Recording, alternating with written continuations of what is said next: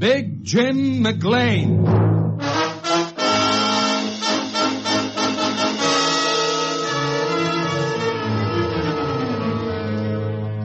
This is John Milton Kennedy speaking, and bringing you the dramatized report of an investigator for the Senate Committee on Un-American Activities. The personal journal of a man and his job.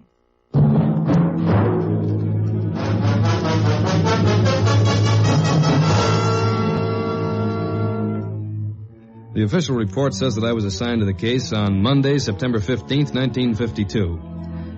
Unofficially, it was my anniversary. Nancy and I had been married exactly 1 week. But I guess Lowry, he's our chief investigator, isn't the sentimental type. Or if he is, his sentiment has a patriotic flavor to it. I don't have to flag wave with you, Jim. You'd be halfway to Cleveland by this time if you realized the seriousness of these charges.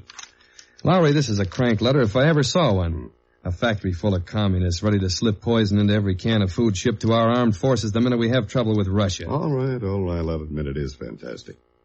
But the National Food Products Company shipped thousands of tons of canned goods overseas during the war years, not to mention what it turned out for civilian consumption. And any sort of trouble there during the period of national emergency could be costly. Now, wait a minute. You mean if the commies really are entrenched at National, they could cause plenty of damage without using strychnine, is that it? Mm-hmm. Right on the button. Work stoppages, wildcat strikes, absenteeism, or sabotage of any kind might contribute to an acute food shortage. When do you want me to leave? I made a reservation for you on the midnight plane. I guess I'm not the first 6'4" guy who's ever been afraid of a 5'4" wife. I walked down Pennsylvania Avenue on the way home, hoping that a sight of the White House might give me inspiration. But by 10 o'clock that night, I still hadn't figured out how a guy can tell his wife of 1 week that he has to leave town, that he may be gone a few days, a few weeks, or a few months. Fortunately, Nancy's main interest in life at that moment were the curtains she'd just finished hemming, and so she hadn't been paying too much attention to me. Those go on the middle window, Jim. I think those brackets that are up there ought to fit. Yeah, it seems so. That's a break. I knew there must be some reason for my marrying you. Well, I couldn't have found many husbands tall enough to hang curtains without even using a ladder. What's wrong, Jim? Well, nothing's wrong. You still sore because I applied for that job? I'm not sore about anything. Well, something's troubling you, I know it. Nance, I've got a new assignment. I've got to leave for Cleveland in a couple of hours. Well, that's not so terrible. I haven't actually started to work yet. You couldn't come along, honey, even if you hadn't accepted a job. Well, I'll come down and spend Saturdays and Sundays with you, can't I? Cleveland's not very far. I'm sorry, baby. Well, how are you planning to spend your weekends, Jim? Well, working, probably, but that's not the point. Well, maybe you'd better get to it. It's this way, Nancy. The papers played up that last case too big. You know, Hawaii, the investigator on the case, finding romance in the magical islands, and a flock of subpoenas and a wedding license issued the same day. Swell copy, hit every newspaper in the country. Taking you along would be just like wearing a neon sign reading Big Jim Mc Clain. You'd be a dead giveaway. Well, what do you intend to do? Go disguised as a singer's midget? I worried about Nancy's attitude the whole flight to Cleveland. But by the time I'd arrived there, my mind had turned to the job at hand. I rented a car the next morning. That was Tuesday, September 16th, and drove out to the factory on Euclid near East 140th. Maxwell Lincoln, National's energetic young president, proved 100% cooperative. I'll give instructions to our personnel director to give you all the help she can. She, huh? Young and pretty, too, but don't let that fool you. Sally Combs majored in economics and business management at Chase University. Graduated with highest honors. Miss Wilson, get Miss Combs on the line. Would you mind holding it for just a second, Mr. Lincoln? Well, sure. Never mind, Miss Wilson. Yes? I was just a little afraid of what you might tell her. You see, I'd like my identity and official position to remain a secret between the two of us for the moment, Mr. Lincoln. Well, of course. I'm registered over at the Holland Hotel under the name of Jim Masters. And if anyone inquires there, they'll be told that I'm a bachelor who has lived at the hotel for years. It's just a little precaution. Oh, I understand, and I wish you good luck in your work. But frankly, I hope you can't find a single communist in our whole plant. I think it'd make me happier, Mr. Lincoln. It seemed like a 10-mile hike to the North Administration Building where the Personnel Department was located. And when I got there, I had a real shock waiting for me. Seated behind an impressively large desk was a girl who looked almost enough like my Nancy to be her twin sister. Won't you have a seat, Mr. Masters? Even her voice. Is anything wrong? I guess I was just thinking of something else. Well, Mr. Lincoln said you were preoccupied with the job you're doing. Yeah, that's it, Miss Combs. He warned me not to ask any questions. but I can't help wondering if you're not doing this in connection with some sort of magazine article or something like that. It's along that line, kind of. Well, I'll do what I can. But so far as I know, there certainly isn't any organized communist group within the plant. Well, are there any individuals that you feel might have communist leanings? Well, I wouldn't want to accuse anyone without proof. Well, there's a man named Pete Chernak, who's foreman of Central Shipping. He's always agitating for something or other. I'd like to talk to him. Can I get around the factory without causing suspicion? I'll pin this little badge on you. That ought to do it. Time study researcher. Makes me sound important. I hope Pete Chernak won't give you a false impression of our company family.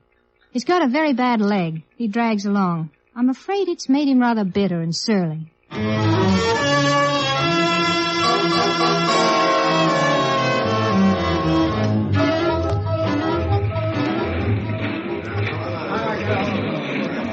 Now, look, mister, you want to ask me questions about the work here, okay, but you're trying to pry into a bunch of stuff that's none of your business. Now, what's your angle? Well, in doing a time study, Mr. Cherning, it's been determined that the men's work can be seriously affected by their frame of mind. So if some of the men spend their lunch hour talking about... What they talk about in their lunch hour doesn't concern me. And even if I happen to know, I wouldn't tell it to a company stooge. Well, you got me all wrong. I think I'm getting you pretty right.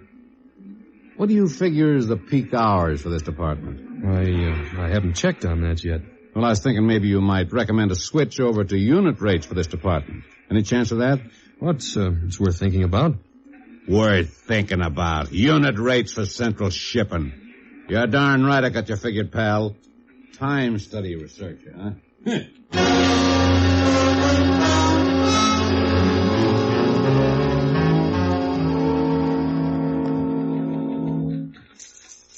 Chernak was a little rough on you, eh? If I have to depend on him for information, I'll hand in a ream of blank paper. Well, maybe these will help. I've made lists of all the men in the plant I thought you might want to question.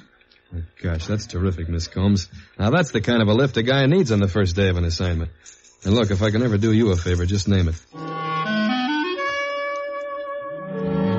Sally and I continued to work closely together for over 2 weeks. But despite her help, I got exactly nowhere. The men on the list were either able to clear themselves or else refused to talk. I'd hoped to clean up the case without calling on the character who'd sent that poison pen letter, because his reputation was about as wholesome as the odor of cheap whiskey and stale beer that emanated from his saloon on St. Clair Avenue not far from the plant. But I was up against it. I arrived at Nick Rennert's Bar and Grill about 11 a.m. on Friday, October 3rd. But it took a long time to find out the reason for Nick's sudden patriotism. All right, so I got a few black marks against me.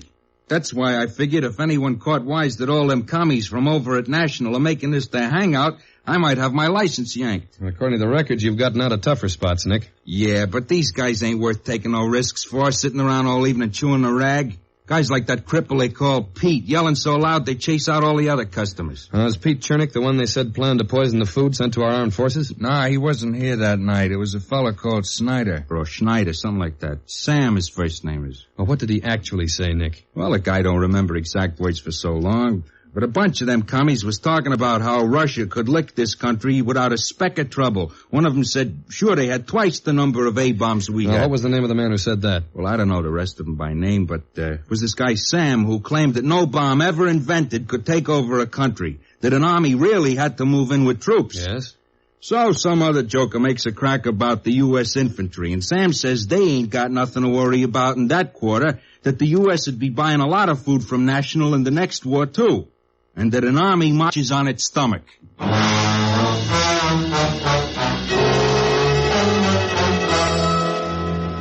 had one new name, Sam Schneider, or Snyder. But if he was a pal of Pete Chernak's, he'd probably been tipped off, so I decided to go after this one in a little different way. I talked to Sally Combs and told her that I might not be in for a couple of days, and then I headed for the local offices of the United Food Workers Union. Harry Kahn, its business agent, had a good record in our books. It's S-N-E-I-D-E-R. Everything we got on them's right here on this card. Job qualification, employment record, dues payments, and home address. Is Richmond Road near here? No, it's pretty far around. Sorry I can't tell you much about him, but he's a transfer from a California local. He's only been here since June of last year. Worked about a month over at Etna Canning on the west side and then got a job at National. Well, what's this all scratched up here on the card? Oh, he changed job qualification and departments a few weeks ago. Went from inspection to Central Shipping.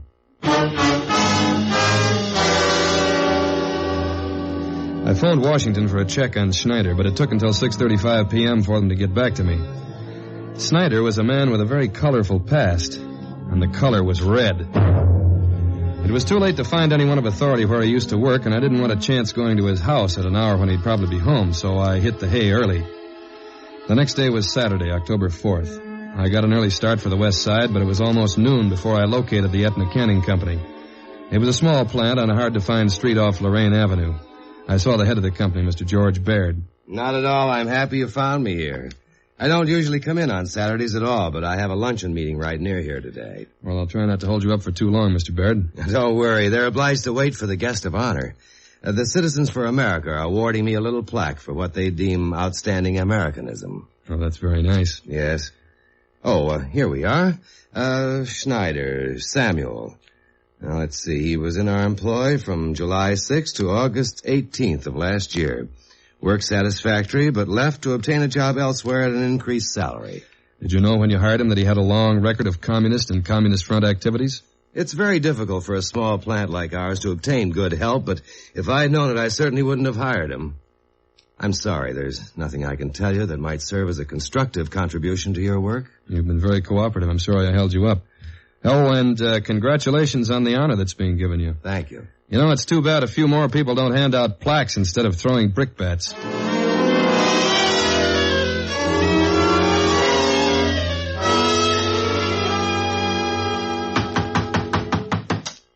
You can save your knuckles, mister. There's no one home at the Snyders. Thanks. You a bill collector or something? No. Well, it wouldn't surprise me any if they didn't pay their bills. The way he plays poker until all hours. You'd think those poker games were something the way he carries on. Always sending his wife and kids out to the movies and not letting them back in the house until the men have now, gone. Those poker games that the house is cleared for, do you happen to know who plays in them? My husband would know. I'm not acquainted with any of them except Al Orniker. He's foreman at Phil's department over at National. One more name. If I'd gone to Schneider's house the night before, I probably would have walked smack into the cell meeting and learned them all. Schneider's shift ended at 4 on Saturday, and it was almost that time when I reached the plant and headed for Central Shipping. There was an extra rush on to clean off the dock, and the cranes were scooping up huge piles of enormous crates. A dozen men were rushing around the loading platform, and any one of them could have been Schneider so far as I was concerned. I saw Pete Chernick shuffling toward me, so I hurried over to the timekeeper's desk. With you in a second, mister. Pete Chernick, you haven't signed the dailies yet. Couple of minutes, Art. Okay. Do something for you, mister? I was wondering where Sam Schneider was. I'll get him for you. Oh, look, I don't want you to... Schneider, Sam Schneider. You wanted the timekeepers. Schneider, Sam... Watch out, mister! That crane's swelling its load! The stuff's coming right at you, mister! You better get out of the way!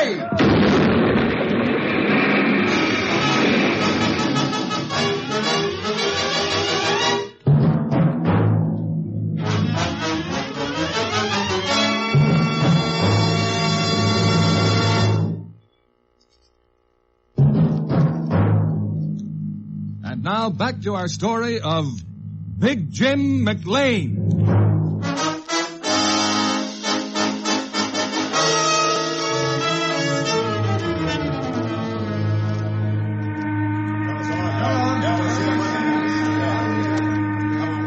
Oh. Here, have a swig of this coffee.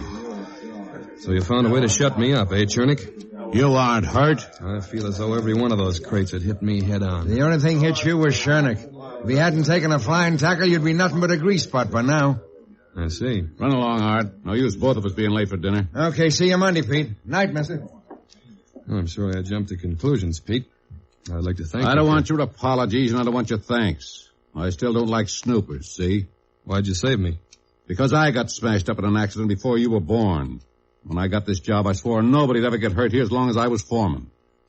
The guy who caused that accident got booted out of the West Gate while you were still listening to birdies. Well, that wasn't any accident. I think you know it. I don't know anything of the sort. What are you trying to hand me? The pattern's a pretty familiar one, Pete. You recognized me as an investigator for the committee my first day here, and you passed the word along to the boys. But when Schneider heard me paging him, he sort of lost his head. You saved the day by sending him packing before I could bring any charges against him. That might have brought a little too much out into the open. That's what you think, huh? Well, it was Schneider, wasn't it? Yeah. And do you deny that you hold a party card, number 45720? Okay, so I've got a card. But I joined way back, after my accident. The guys I worked for gave me the boot even before I was out of the hospital. And the communists were the only ones who put up a squawk for me. Seems to me from what I've been able to find out that National did more for you than just squawk. The old man Lincoln was the only one to give me a job. I'll admit that. But you're willing to see the party destroy the plant he built and that his son runs now. I wouldn't do anything against the old man's son. But you're letting your imagination run away with you. There's no communist plot to destroy the plant. The only way we can be sure is to check on everyone. Now, I want you to tell me the names of everyone in your cell. Well, what do you want from a guy? I've admitted I'm a party member, but I'm not ratting on my friends. Okay. But when you get home, you just think about the kids who've lost legs and some of them 2 arms while fighting the commies in Korea. Now, here, this is where you can reach me if you change your mind. I was too wobbly to start combing the city for Schneider, and besides, I know how the party works. By that time, I couldn't have found him with a telescope from the Mount Palomar Observatory. I didn't feel like food, so I went back to the hotel and straight up to my room.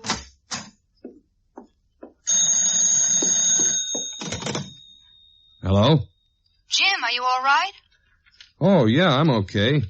I would have come up to your office to see you afterwards if I'd known that you'd heard about it. I hope I didn't worry you, Sally. Sally? Sorry to disappoint you, Jim. Nancy? Yes, your loving bride. It's nice of you to remember me.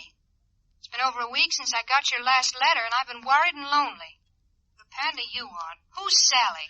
Sally happens to be a girl Well, that I could have guessed that. Now listen, Nance. So you didn't want me to come to Cleveland even for weekends. Someone might recognize me. And I swallowed all that. Well, have fun, Jim. I intend to. Now, Nancy, let me... Nance! Stubborn little idiot. Yes? Jim? Well, I'm glad you decided to call back. Now, if you think for 1 minute that I didn't call you before. Say, who do you think this is? Sally? Present. Right downstairs in the lobby. I had a date to meet someone here for dinner, but it looks as though I've been stood up. Have you eaten yet? Oh, no. Looks as though you're going to make me go all the way. Jim, you once said if I ever wanted a favor from you, I should name it. Well, I'm naming it. I want you to save me from the horrible fate of spending Saturday night all alone. Okay, we'll do the town. Why not?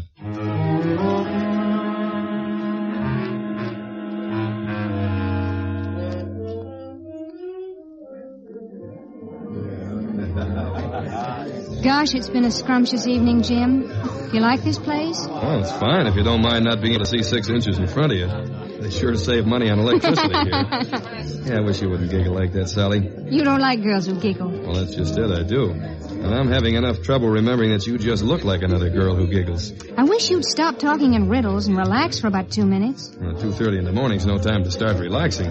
Maybe it's the witching hour, Jim. It's time I confessed that no one stood me up tonight. I came to the hotel on the chance I'd find you in, not tied up for the evening. You're going to make me very conceited. Why shouldn't a girl have a right to make pretty speeches? We can confine our relationship to business after tonight if that's the way you want it. But Jim, I've got to tell you that you're the most attractive man I've ever... You're a mighty attractive gal, too. Kiss me, Jim, just once. Look, well, you know, this is pretty doggone hard to say, but... Well, here, take a look at this. James Mc Clain, investigator, Senate Committee on Un-American Activities. I had to use an alias. That's my name, I live in Washington, and I'm married. I'm sorry if I've hurt you. It isn't your fault.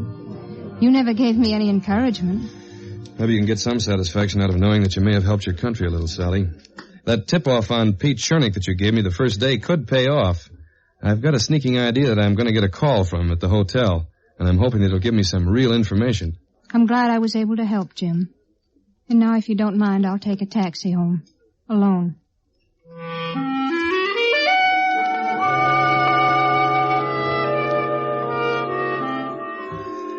I put her in a cab, and then I walked back to the hotel feeling like a dog. I bought a Sunday paper at the desk, and after I'd undressed, I began to read. The political situation was still taut, and little Orphan Annie was having a heap of trouble. And there was that little item about George Baird getting that patriotism award. Oh, those Sunday papers are sure big. It was almost 5 when I turned out the light and started to climb in. Who is it? Chernick. Pete Chernick, Jim. point? What's happened to you? Oh, someone must have heard us talking together. Figured I'd tell you what you wanted to know. About an hour and a half ago, they came to my house and dragged me out of bed, drove me way out the country, and beat me up. I got away, and they chased me for a while, but I gave them a slip in the darkness. I'll tell you anything I can, Jim. You call the shots. Who's the top brass in the party, Pete? Who's been planning the strategy at the plant? I don't know that. They hold special meetings on Sundays, but I don't know where or who goes to them. You see, I've never been willing to blindly accept everything they hand down from the top, so I guess they've never really trusted me. Well, how many party members are there working at National? I don't know that either, but I could pick out most of the names if I saw them. Well, then let me slip into some clothes and we'll go on down to the plant and check through the personnel files. Now? Well, I'd rather not have to ask Sally Combs for any more favors. She won't be there on Sunday. Besides, time might be important. Very important.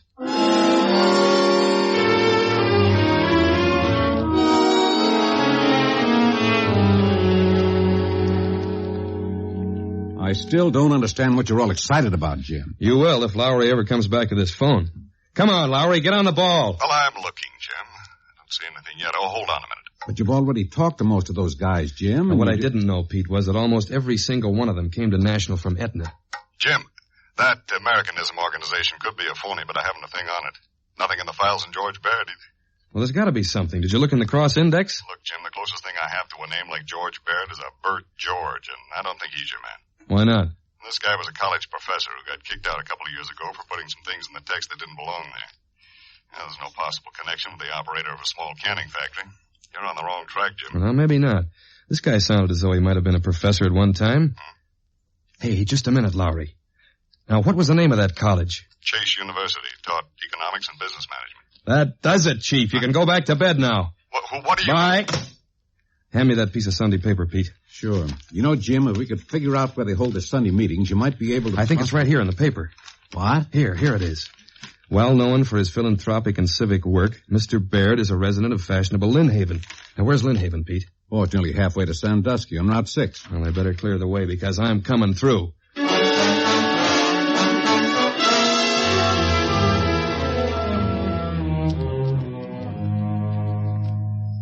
You fellas get over there on the side there. All right, get around here. Come on. That's right. Hal, my men have the house surrounded, Mr. McLean. Pretty fancy house for a small factory owner, isn't it, huh? Yeah, sure right. Now, wait a minute. Here. Yeah, this key ought to work. Now, wait, are you sure you don't want a gun? I'll let your boys handle that end of it. I've got my camera loaded. Yeah. Well, here goes. Jim, what are you... What right have you to force your way into All right now. Get your hands away from that file, Mr. Baird. Everyone stay put, stand still. I've got a search warrant. My friend here has a few subpoenas he'd like to hand out. Yeah, but first a little picture, if you don't mind. Watch the birdie. Why, you... Thank you. Now, just try to talk your way out of that evidence.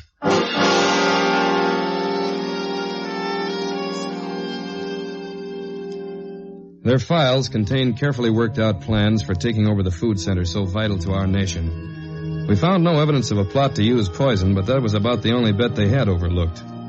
The Aetna plant was a blind that served only as a training ground for the party members so they could learn just enough to get them by in the industry. And then Sally Combs, George Baird's honors student when he was a professor at Chase, placed him in key positions at National. And every single thing that she'd done had but one objective. She'd put the finger on Pete as a sacrificial goat because he was a nonconformer and they didn't trust him. She'd burdened me with long lists to delay my work, and she'd come to the hotel that night to find out just how much I'd learned. And when she discovered that I'd expected information from Pete, she sicked the goon squad on him. Well, that was the story. But I managed to forget the part about Sally Combs when I told Nancy a little about the case.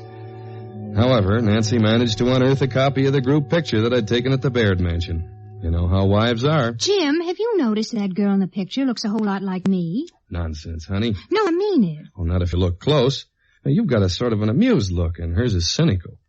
If you study her face, you can see that she's a lot older than you are, and more worldly, and her mouth has a cruel twist to it. She doesn't really look at all like you, honey. It's nothing but an optical illusion.